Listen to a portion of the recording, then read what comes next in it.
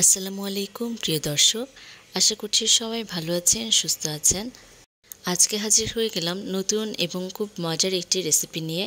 আমার আজকের recipe beef শিক কাবাব। কাবাব আমরা কম বেশি সবাই ভীষণ পছন্দ করি, কারণ এটা খেতে সত্যিই ভীষণ মজার হয়ে থাকে এবং ঘরে থাকা উপকরণ দিয়েই এটা বানিয়ে নেওয়া যাবে। আশা করছি রেসিপিটি আপনাদের ভালো লাগবে। চলুন তাহলে দেখে নেওয়া যাক কী কী লাগবে। এখানে আমি সাদা এলাচ নিয়েছি 5টা, দারচিনি নিয়েছি 2 টুকরো, 4-5টা নিয়েছি লবঙ্গ, জয়ত্রী নিয়েছি হাফ, তেজপাতা নিয়েছি 1টি, হাফ চামচ গোলমরিচ। এখানে আমি সাদা এবং কালো গোলমরিচ নিয়েছি, দুটো মিক্স করে নিয়েছি। জয়ফল 4 ভাগের 1 ভাগ নিয়েছি, 3টা শুকনো মরিচ আর নিয়েছি হাফ চামচ জিরা। এখন সবগুলো মশলা চুলায় হালকা করে ভেজে নেব। চুলার জালটি হালকা ফ্লেমে রেখে আমি সবগুলো মশলা ভেজে নেব। এরপর ভাজা মশলাগুলো শিলপাটায় অথবা ব্লেন্ডারে ব্লেন্ড করে নিতে পারেন।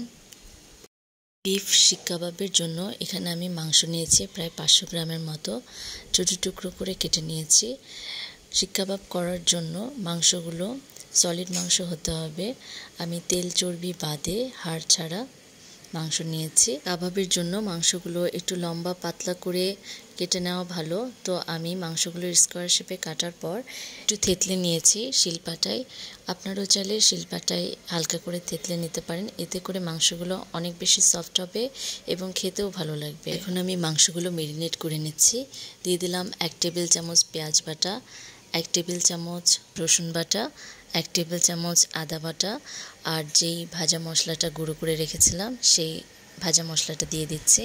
দিয়ে দিলাম 1.5 চামচের মতো মরিচের গুঁড়া, 1 চা চামচ ধনে গুঁড়া, হাফ চামচ হলুদের গুঁড়া। এটা অপশনাল, হালকা একটু কালারের জন্য আমি হলুদের গুঁড়োটা ব্যবহার করেছি। 1 চামচ লবণ। আমি যেহেতু এখানে সয়া সস ব্যবহার করব, তাই লবণের পরিমাণটা কম করে দিচ্ছি। দিয়ে দিচ্ছি 3 টেবিল চামচ টক দই। টক দইটা আমি পানি সহ ফেটে নিয়েছি। এরপর দিয়ে দিলাম 1 টেবিল চামচ সয়া সস। যেহেতু লবণ দিয়েছি, সয়া সসেও লবণ থাকে, তাই 1 চামচ সয়া সস দিয়েছি। লবণটাও সেই পরিমাণে ব্যবহার করবেন। এরপর দিয়ে দিচ্ছি 1 টেবিল চামচ ভিনেগার।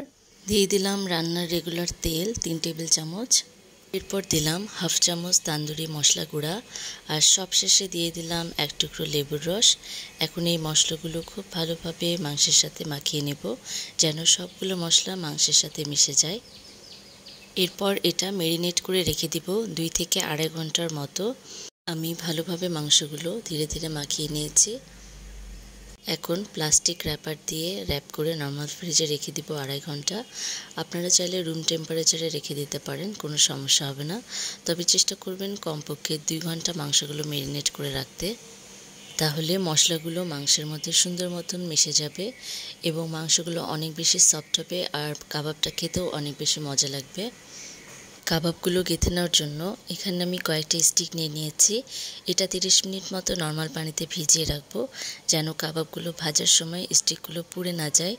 স্টিকগুলো শুকনো থাকলে পুড়ে যাওয়ার চান্স বেশি থাকে, তাই কিছুক্ষণ ভিজিয়ে রাখবেন। আর এই স্টিকগুলো বাজারে মুদি দোকানে অথবা সুপার শপগুলোতে অ্যাভেলেবেল পাওয়া যায়। ম্যারিনেট করা মাংসগুলো 2.5 ঘন্টা পর আমি ফ্রিজ থেকে বের করে আবারও একবার মাখিয়ে নিলাম।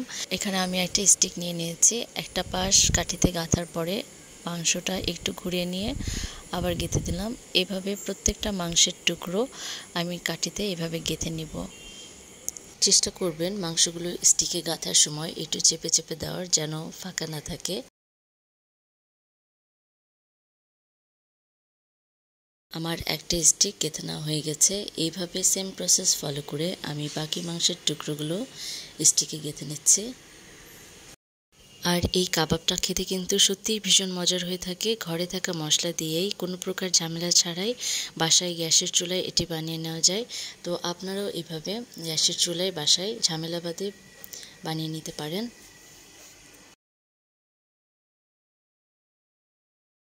সবগুলো স্টিকে মাংস গেঁথে নেওয়া হয়ে গেছে।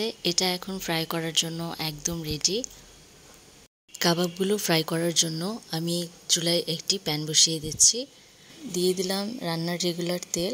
তেলটা দিয়ে আমি একটু ছড়িয়ে দিচ্ছি, আপনারা চাইলে তেল ব্রাশ করে দিতে পারেন। এখন একে একে সব কাবাবগুলো দিয়ে দিচ্ছি। কাবাবগুলো দেওয়ার পর ঢাকনা দিয়ে ঢেকে দিচ্ছি যেন তাড়াতাড়ি সেদ্ধ হয়ে যায়। এরপর 10 মিনিট পর আমি ঢাকনাটা খুলে কাবাবের স্টিকটা উল্টে দিচ্ছি। এভাবে মাঝে মাঝে কাবাবের স্টিকগুলো উল্টে দিতে হবে, তাহলে চারপাশে সেদ্ধ হয়ে যাবে ভালো মতো। এই মশলাগুলো কাবাব থেকে বের হয়েছে সেটা একটি স্প্যাচুলার সাহায্যে আমি হালকা করে কাবাবের গায়ে মিশিয়ে দিচ্ছি। মাখিয়ে না দিলে মশলাগুলো পুড়ে যাবে, সে কারণে আমি হালকা হালকা করে মাংসের গায়ে মিশিয়ে দিচ্ছি। কাবাবগুলো প্রায় হয়ে গেছে, তো আমি এপিট ওপিট করে আরেকটু পুড়িয়ে নেব।